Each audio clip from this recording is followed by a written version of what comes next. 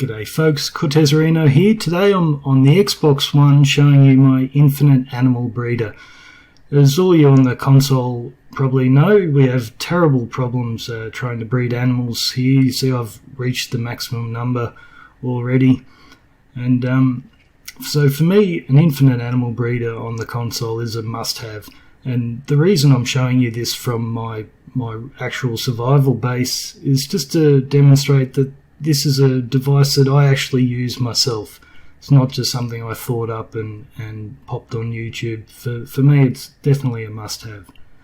So it involves breeding animals in the Nether. I'm sure you all know about that already. But what I found when I first started breeding animals here, I would make a whole bunch of babies and then go back to my base and work for a few hours. I'd come back to the Nether and they hadn't grown up. They were still babies. So go back to my base, do some more building, come back again later on, and yeah, they just hadn't grown up. So then I tried spending a little bit of time just working on the Nether hub, and in no time at all they grew up. So what I observed was they only seem to age when you're in the Nether with them. And I know I don't spend heaps of time in the Nether really, so what this device does, you probably saw the Nether portals below there. All the babies will fall through the portals and wind up in your base. So we'll just head back there. I started playing a world with my 7-year-old daughter, and this infinite animal breeder was one of the first things I built. So I've got a steady source of steak for my food, and we've got about 100 pink sheep, so that's great. So here we are, and you can see them all falling through. So I won't do a block by block tutorial. I think you can get the idea of the design here. Single row of iron bars for the sheep and the cows to stand on, and you need to leave this gap underneath so the babies can run in and out, because if you build this all the way to the bottom, they'll sometimes get stuck in the portal without going through, and then they can't run out and re-enter. So you just light these up and cover this wall up so they can't escape. On top of the device here, you want to put some half slabs down so when you're feeding the animals you don't fall in. And we have long Nether portals like this, so you can go side to side and make sure you hit every animal with the wheat. Okay, I'll just set up a new world and I'll show you how to link these Nether portals. Okay, I've loaded up a new world, and what a great seed! Look at that! Village right here, you don't have to go looking for one. Some pretty cool hills. I like this. But anyway, I'm getting distracted. So if you've had trouble trying to link Nether portals before, it's actually really easy.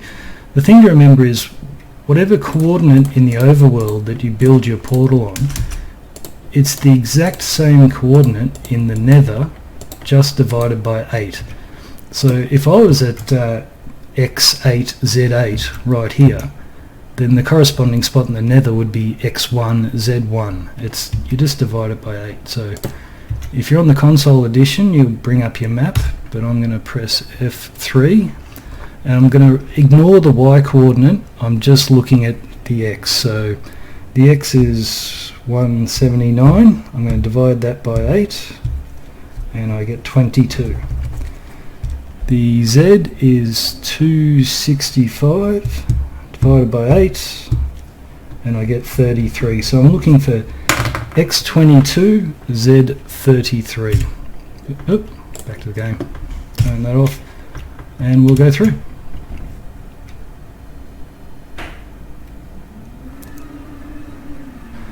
Now I think what throws people is this portal will not appear where it's supposed to. It's going to pick the nearest spot that it can. So our coordinate is probably hidden in the netherrack somewhere. So I'll bring this up again. So x22 is correct, but we're at 41 on the z. So I want to get to 33. Which way is that? This way.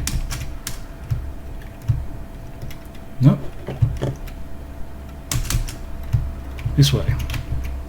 So get my x coordinate correct, and we're looking for 33, which will be in here somewhere.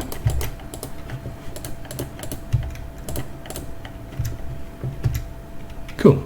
So it's x22, z33, and we're going to build a portal. Okay, I've made the new portal. It's up a bit higher than that one, but you don't have to worry about the Y coordinate. So now that we've got our new one, we'll destroy this.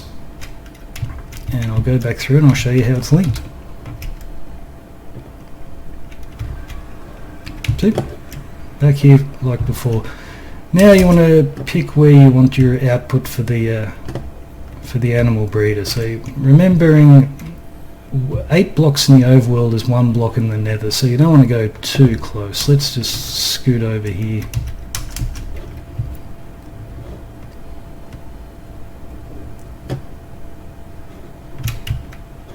Alright, we're probably far enough away. Okay, so I've gone ahead and built our output for the animal breeder. You need to build it off the ground so the animals can't run back in, and we'll just grab our coordinates again. So like I said, just grab the X and Z coordinates divided by 8. So 245 divided by 8 equals 30, and the Z 266 divided by 8 is 33. So we're going to go into the nether and find those coordinates. You'll notice we come out of this portal that we made earlier, and if we go back in, we're going to come out of our main portal because that other one's not linked to anything yet. It's just choosing this portal because it's already here and it's nice and close. So we need X30. Where is that? It's this way. No, it's not. This way. Okay, and then Z33, which is down here somewhere.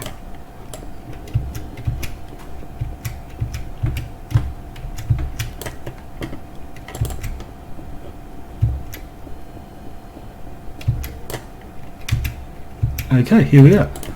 So I'll turn this off and we'll build another portal.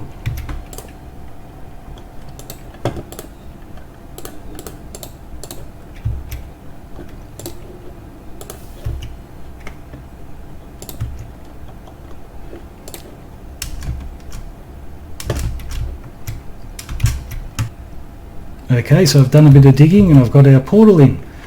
So you can see it's very, very close to the other one. We'll just double check that this is all linking up correctly.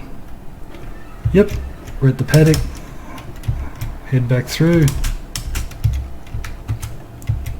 If I can get there, there we go. And we'll double check that this one's still working as well. Great. So when you go and build your animal breeder from here, just make sure you build the following portals away from that. So you wouldn't build closer because then you could end up having problems. So that's how you link nether portals, guys. Just find the coordinate of your portal in the overworld, divide the X and the Z coordinates by 8, and then build another portal in the nether at those new coordinates. Okay guys, I'm Cortezarino. See you later.